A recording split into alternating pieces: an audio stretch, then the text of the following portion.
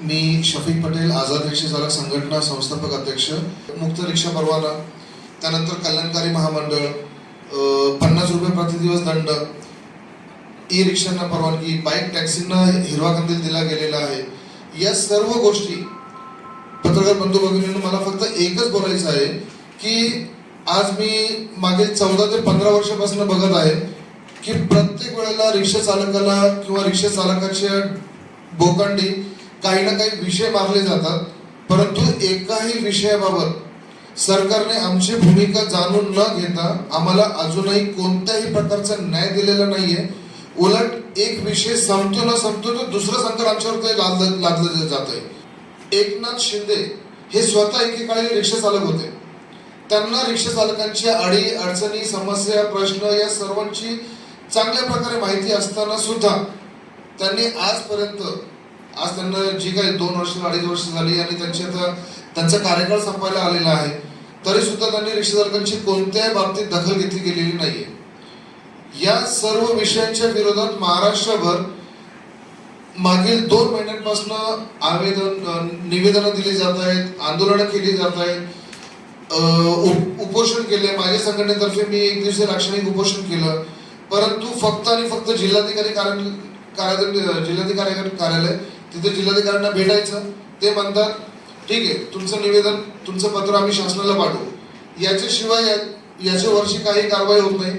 उद्या समजा या एवढे जे प्रश्न आहेत आमचे, समजा एखादी सुरुवात केली आणि झाले, महाराष्ट्रामध्ये कमीत कमी आता 1.5 महिन्यामध्ये 5 रिक्षा चालकांनी आत्महत्या केलेल्या आहेत, तर हा समजा आत्महत्या करणार काय रिक्षा चालक? आज 2,60,000 रुपयाची रिक्षा आहे, रस्त्यावर धंदा नाही, बाईक टॅक्सी तोंडावर आहे, ओला उबेर आहे, इतर लोक आहेत, याच्यामुळे आम्हाला खूप त्रास होतोय, परंतु सरकार याची आमची दखल घेत नाहीये.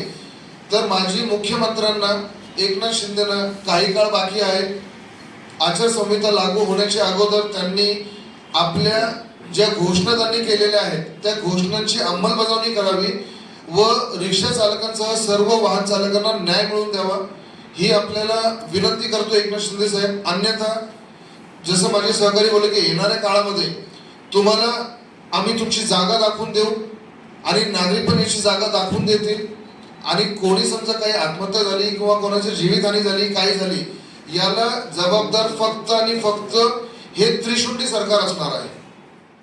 शासनाचं मुक्त परवाना धोरण यासाठी आहे की जे नागरिक ज्यांचं वय 18 आहे, अशिक्षित आहे, त्यांना नोकरी मिळू शकत नाही, जे शिक्षित आहेत त्यांचं वय निघून गेलेलं आहे, तर त्यांना नोकरीची गरज आहे, परंतु वय निघून गेल्यामुळे त्यांना चांगली नोकरी भेटत नाही, व्यवसाय ते करू शकत नाही कारण गरीब आहेत.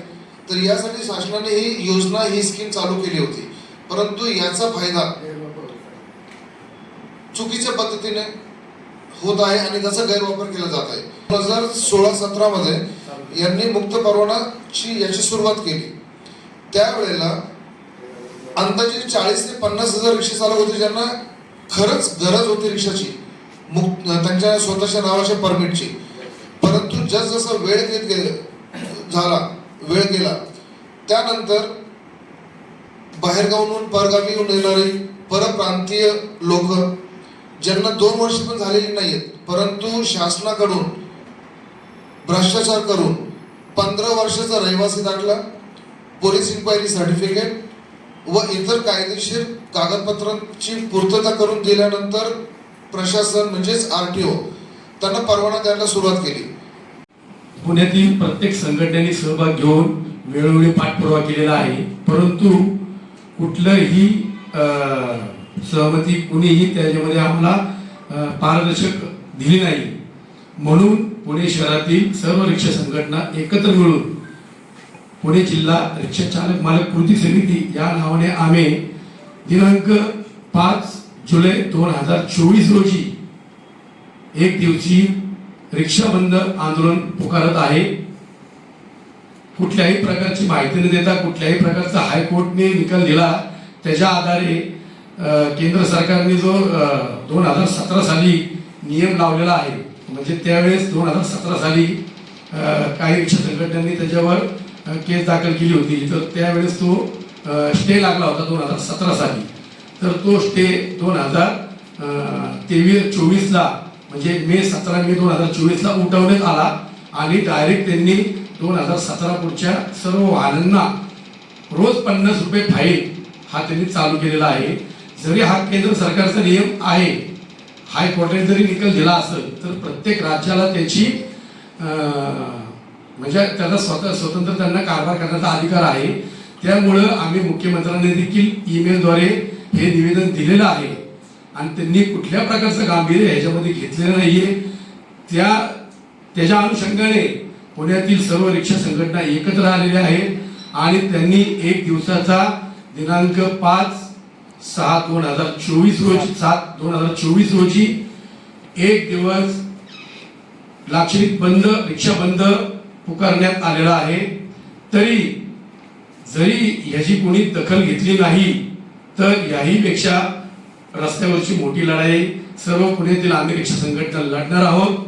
येणाऱ्या विधानसभेमध्ये जर आम्हाला त्याच्या अगोदर न्याय मिळाला नाही तर आम्ही अधिवेशन मध्ये जर आम्हाला कुठलाही निकाल त्यांनी दिला नाही तर येणाऱ्या विधानसभेत त्यांना त्यांची जागा आम्ही दाखवल्याशिवाय राहणार नाही. महाराष्ट्रामध्ये 15 ते 20 लाख रिक्षा चालक आहे. त्यांचा विचार करून त्यांनी लवकरात लवकर राज्य सरकारने निर्णय द्यावा अशी मी अपेक्षा करतो. अडचणीचा सामना केल्यामुळे इन्शुरन्स अव्वाची सव्वा असल्यामुळं तसेच कोविड काळ वगैरे या सगळ्या गोष्टी असल्यामुळे काही रिक्षा चालकांच्या त्या रिक्षा पासिंग नाहीये, तर त्या प्रत्येकाला 1.25 लाख रुपये दंड लागतो. आम्हाला एक 6 महिन्याची मुदत दिली तर सर्व रिक्षा पासिंग करून घेऊ.